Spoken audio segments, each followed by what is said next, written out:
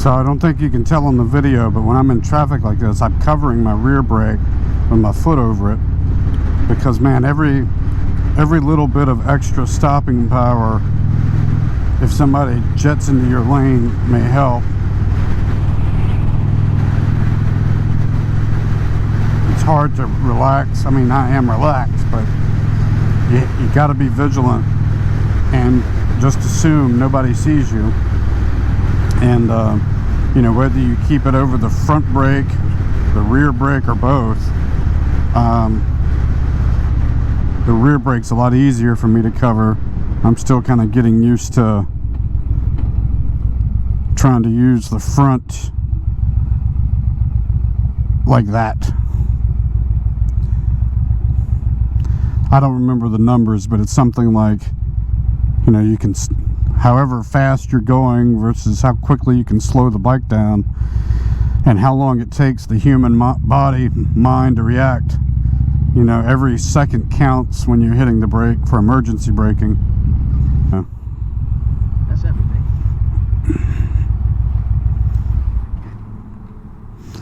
So we're at 187.2 miles. We put in 4.295 gallons. Paid $4.11 a gallon. What are you guys paying?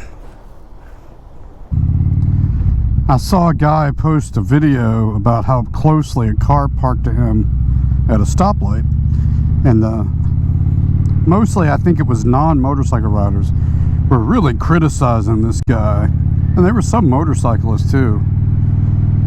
But for one, I mean, I kind of understood it, because on video these things always look different. They never look as close as they really are. And two, it's not going to take much for that car to get hit and go right into the back of that rider. And it's made me kind of hypersensitive to be careful I don't do it to other people.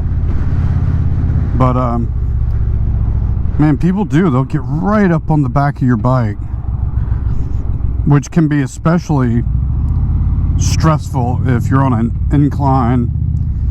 I feel pretty good on those situations. That doesn't bother me a whole lot, but I mean, I can manage the clutch and the brake and the throttle in that situation, but just as soon not have to.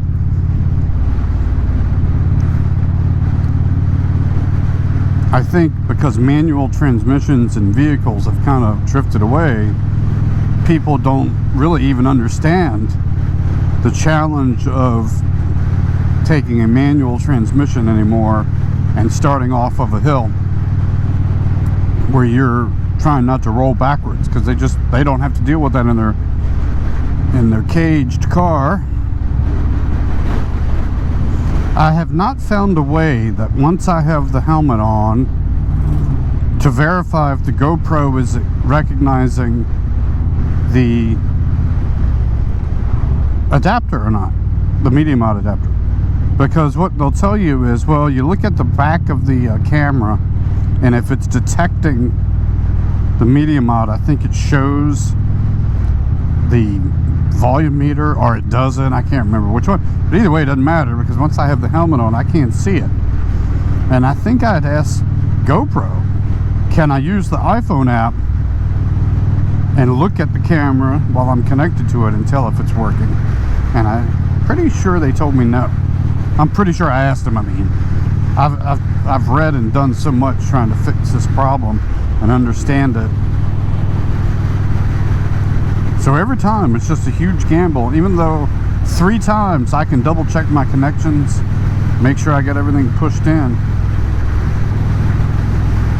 It doesn't seem to matter. There's times it just randomly doesn't work. And I thought I had fixed it by doing that. Factory defaults worked fine for 2 to 3 weeks. And now that one ride yesterday. And by the way, later on in that day, I took the helmet off at least at one stop, and I think the adapter was recognized after I did that stop. I was out here riding the other day and I mentioned there's a road I should turn left on, and I think I'm going to work my way to that road again, and this time turn left and see what's down that road. I think it's right here. I'm going to take a look at it.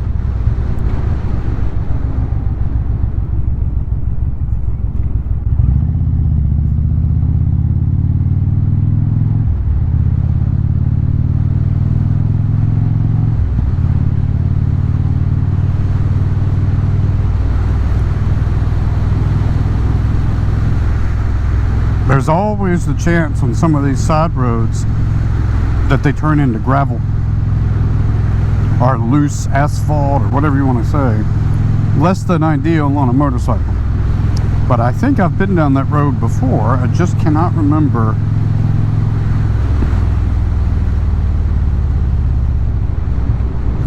You see what this person's doing here? They're parking their car on the road so they can check their mail. Now, why didn't you pull into your driveway and do that? Why in the world do you need to park in the road to do that? It just puzzles me.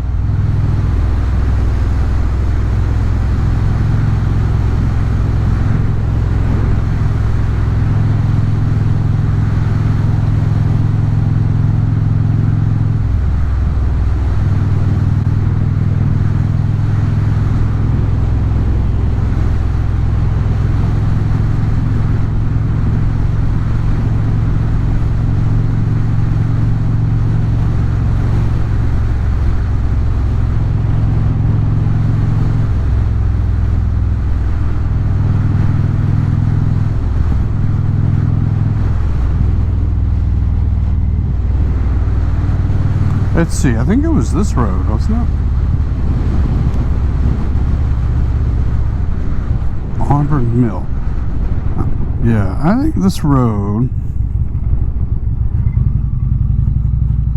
See, this sort of left turn like that, especially if a car is there already with the nose out in the intersection. I'm curious, like, how fast you guys are going when you make a turn like that. Because maybe I'm doing fine and I'm just being too critical, but I just feel like I'm going too slow and that I need to sometimes do a sharper left rather than I'm kind of drifting into it rather than a sharp left like you do with a car. There's a pretty little road, and I don't remember where it comes out. I think it might do a loop back to the road I got off of, the main road, I'll call it. I think it might loop back around that way.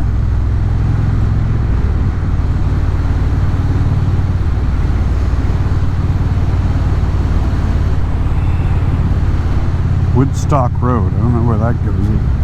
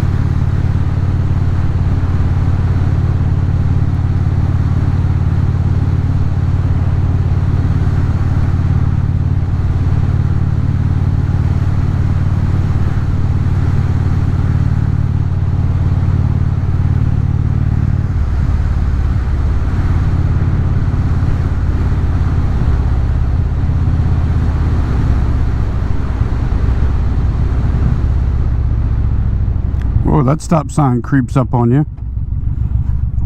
Man, nothing coming to the left. Yeah, so I think this is the road we turned off of to access those little roads. You see how that car was all the way over here? That happens all the time out here. And if you're coming around a corner, they'll just be over there. I think I've passed that fella a few times when he's waved to me.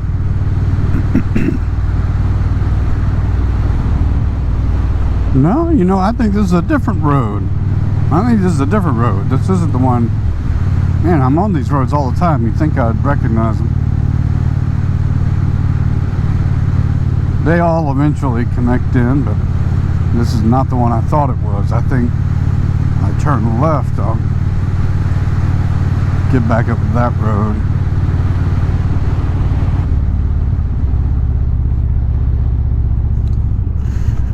All right, well, this is I got a little turn around. I didn't know I was going to come out here, but this is fine. This is Route 33. I think I may work my way home, take a little break at home, and I think I'm going to come back out. Now it's 5 o'clock. That leaves about, it's almost 5. It leaves about 2.5 hours of daylight. I do have other things, some task, project related at house, and some just fun I want to do. I haven't been on my shooting range for a while, and the shooting range needs some cleanup from all these storms. I got one big tree blocking my path. I've got an entrance and an exit path, or you can take either, like a circular drive almost to my gun range, and one part of it's blocked with a huge tree that wind and rain took down. That's going to need a chainsaw and some tractor pulling, I think. And some of my trees for the wildlife channel are down, blocking the path for that. I'm not going to do any of that today. A lot of times when the weather is nice like this, you know, you're maximizing your time on the bike. But it's not like when it's raining. I get out and clear the gun range. I have considered building a little covered canopy so that I could shoot in the rain, but I just come back to, I just don't think I'll use it often enough to bother with that. Yeah, no, on the GoPro, one of the commenters, I'm gonna have to go back and reread what bike and what he said he was doing, but somebody said they connect this GoPro by USB all the time. And on this Indian Springfield, it does not have a USB port. It's one of the gripes. People will comment that at this day and age, every bike ought to have a USB port to the battery. This one does not. It has a charging port for a battery tender, and I think you can put a plug in there and then it converts it to USB. The challenge with that is you got to remember to unplug it because it'll run the battery down. And two, it's just sloppy. It just looks ugly. Imagine if I had one right there right now and the cords running to that GoPro. It's just not a clean look versus I'm still trying to figure out where I'm going to leave this GoPro permanently. And then maybe I'll decide I'm going to fiddle with running something to the battery and bringing it up. I think some people said that there was something back in here behind the nasal, but other people said there isn't. And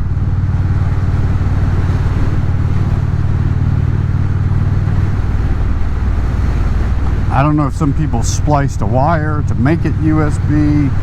I don't know. I'm really on the fence about wanting to spend the time to figure it out versus just putting some batteries in it. One of the advantages to at least getting a newer GoPro is that you wouldn't have to remove this from the stand and then from the case to replace the battery, because the way that one, if you don't use a protective case at least, is you would just pop up the side. You just pop up the side and replace the battery. I can't do that with the medium mod one, but I could do it with that one if it was on there, I think. I've shown you guys some videos and drone footage of the Montpelier Rec Center. It's that building right there.